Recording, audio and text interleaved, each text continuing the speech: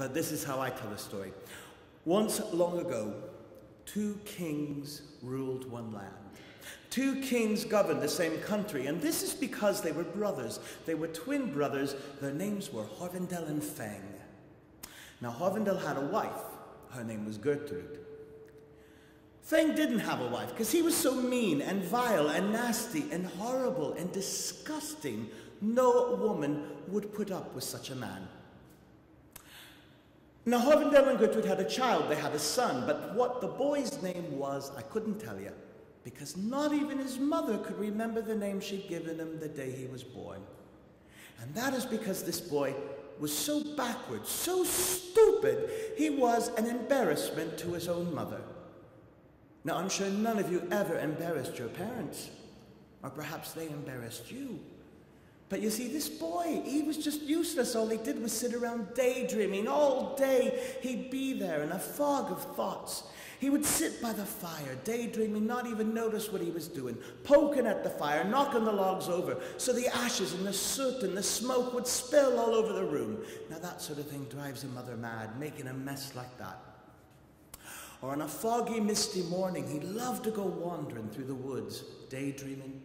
Didn't look where he was going. He'd slip, he'd trip, he'd fall into a puddle, slide in the mud, come back covered with filth and muck and mud. Well, we all know what boys are like when they come in from outdoors. It's not a pretty sight. And coming in that way, dragging the mud into the place, well, his mother just went mad. Started calling him Ash Boy, dirty, filthy Ash Boy, because he was always covered with filth and soot and ash and mud. Well, the name stuck. Everybody called him Ash Boy. Everyone.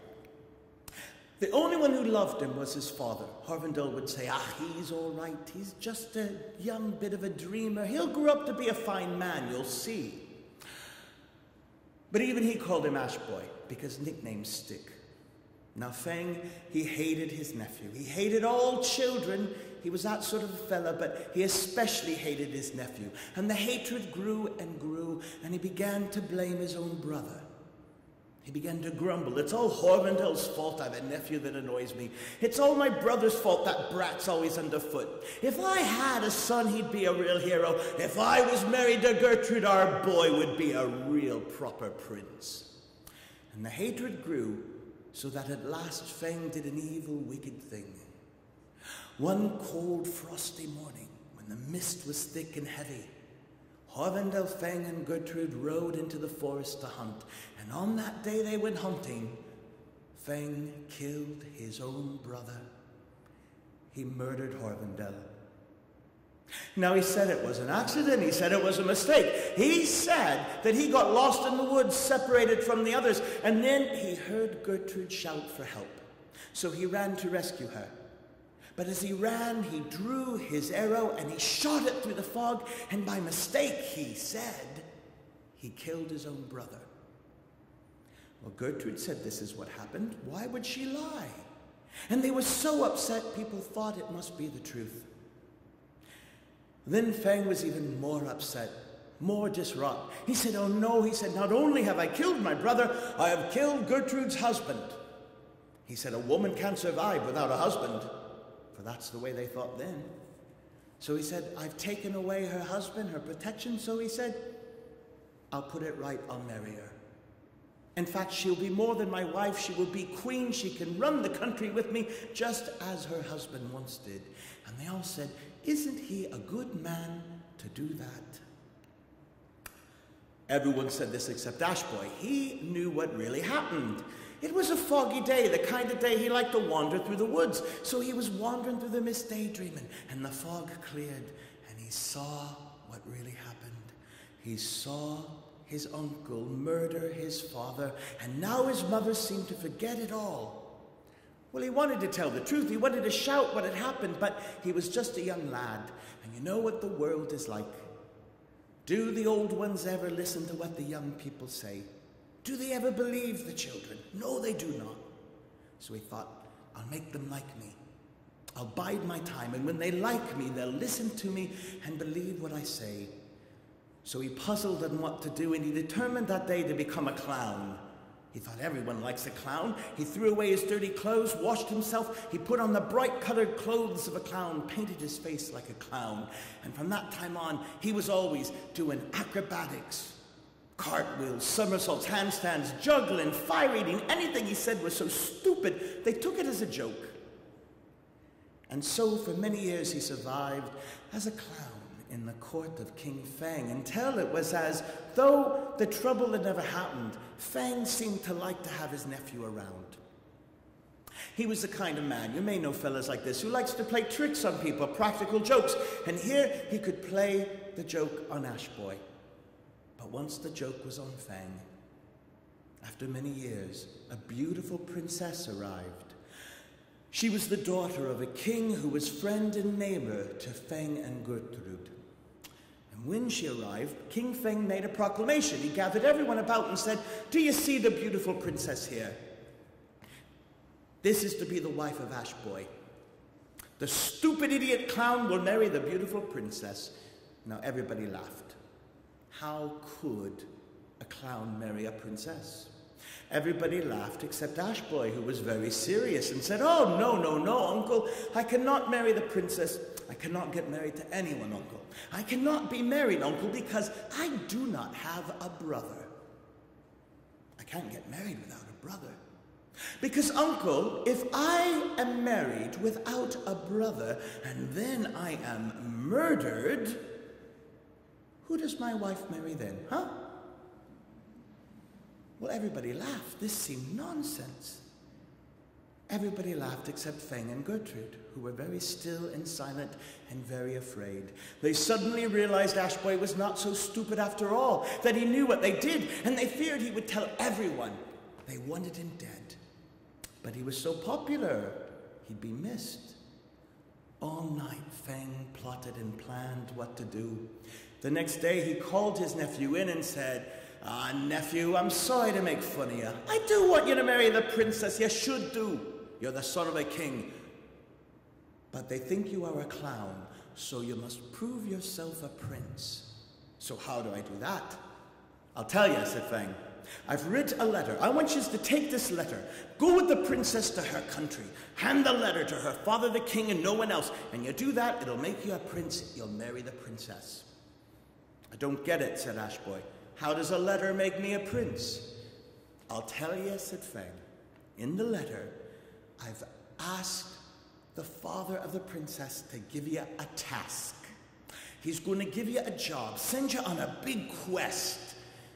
He'll send you out to fight witches or destroy dragons or slay giants or kill monsters. That is the sort of a business a prince should be about. You do a few jobs like that, it'll show you're a prince. You marry the princess." And Ash Boy said, "Oh, thanks, Uncle. That's good of you." And he took the letter, stuffed it in his shirt, didn't bother to read it, which goes to show you he was a bit stupid. Not like all of you. I know, good, learned people that you all. You read absolutely everything that you're told to, right? Well, what he should have done is read the letter, because what it said was this. Feng had written, "Dear friend and neighbor, take the one who hands you this letter and kill him at once." But he didn't know that.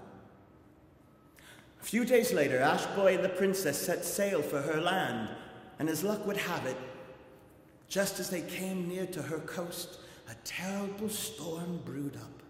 Well, the ship was tossed about in the waves, the wind drove it to the shore, it crashed on the rocks, and it sank to the bottom of the ocean. Every soul on board was drowned, except Ash Boy and the princess. They managed to help each other swim to the shore. And when they got to the land, Ash Boy fell down in a heap. He was exhausted. Rescuing princesses is very hard work. Women generally are very hard work, as the fellas know. And so he fell asleep. And the princess had to sit there waiting, because that's the way of the world. The ladies always have to wait for the fellas. Well, as she was waiting, she heard a terrible, dreadful sound. There was some singing. Horrible singing. And from the sound of the singing, she knew there was danger coming with that song. Well, she tried to wake Ash Boy up, but they can't wake a man up when he's asleep. She tried to drag him to safety, but he was a big, strong fella, all muscle. He was too heavy now. So she left him there, snoring his head off on the strand. She ran and hid amongst the rocks and watched and waited and looked and listened. and saw a boat pull into the shore. Now this boat was full of the most vile, evil, smelly, stinky, disgusting pirates. 'Twas their song she heard them singing. And when they saw Ash Boy on the shore, they roared and shouted, and the captain ordered, "Search him! If he's treasure, we keep it. If he's alive, slit his throat." Well, they found no treasure. All they found was the letter. And the mark on the letter showed it was between two kings. Now, kings and pirates have no love for each other, so the captain opened the letter, read out loud what it said. And when the pirates heard what the letter said, those big, hard, tough pirates, they started to cry. "That's a dirty, rotten trick to play on a young fella." "Hey," said the captain, "we can play tricks too. We're pirates. That's what we do. I have an idea. Fetch me pen and ink." Well, pen and ink was found. And very cleverly, very carefully, the captain rewrote the letter. It looked like Feng's hand, but now it said, "Dear friend and neighbor, take the one who hands you this letter and marry him to your daughter, the beautiful princess, immediately." And they stuffed the letter back inside Ash Boy's shirt, and away they went, laughing at what a good joke they played on two kings. Now the princess, she had seen and heard all of this. She hadn't a clue what was going on. Because you know the women, they never can quite figure out what the fellas are up to. But as the princess said, who would want to? Men do the strangest and most disgusting things you don't want to know. When the coast was clear, she came out. And she woke him up at last and said to Ash Boy, "Come on, hurry, we got to get to my old man." Well, they ran and they ran and they ran, until they come to her father's castle. And when they got there, Ash Boy did his bid. Straightway he handed the letter to her father, the king. And when he read the letter, the king did just as it said. Ash Boy thought he was in for a big adventure. He thought he was going to go fighting giants and dragons and witches and such like. But the adventure he had was this: that very day, that very afternoon, they got married. Now, getting married, as we all know, that's a big adventure. And Ash Boy didn't complain. He got to know the princess. She was very beautiful, so he kind of liked her, because generally the guys, they do like beautiful girls. And the princess, she got to know Ash Boy. She didn't have any objection to the wedding. Once he washed away the clown paint, she could see he was a good-looking fella, handsome even. She said, "Oh, he is a bit stupid, but most good-looking boys are." She wanted more out of life, and this was her chance. She was fed up being a princess. She was as full of courage and adventure and spirit as Ash Boy was shy and quiet and dreamy and contemplative. Once they were wed, she got him to tell her the story of his family, and he told how his uncle murdered his father. The princess said, "Now I understand it. Now I know what the letter was about."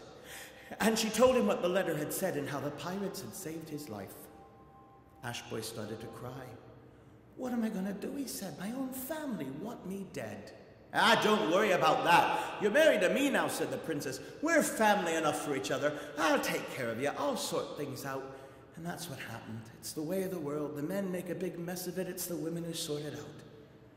With her power and her prestige, she raised an army. Fighters, warriors, knights, soldiers from every corner of the earth came to join her band of fighters. Her courage was so famous, they all wanted to be in her army. And with her money, a fleet of ships was built, and when the armada was ready, Ash Boy, the princess, and them soldiers set sail for the land of King Feng. And when they arrived, there was a war fought like no war fought in times past, times present, or times yet to come. There was bashing and blasting and bombardment. There was slishing and slashing, great slaughter all together. The fighting was so fierce that all of the green land turned red with blood and guts and gore. And all of the blue sea turned black with smoke and oil and pitch, and the gray sky was yellow with fire. But Ash Boy, he hunted down King Feng, and he found him, and he fought him, and he killed his uncle, chopped off Feng's head for what he did to Ash Boy's father. And the princess captured hold of Queen Gertrude and dragged her away and threw her into the deepest, darkest hole of a dungeon, where she rotted away, nibbled by mites and rats and slugs and spiders and snakes. They said she deserved no better. She was as wicked as Feng. And that is how Ash Boy and the princess became king and queen of that land, which is what the princess wanted, to be the queen so she could boss people around, because there are women who like to do so. And maybe they ruled that land well, and maybe they didn't. But I'll tell you this, the two of them had many more adventures, amazing stories to tell. But those are stories for another time. That's how Ashboy became king.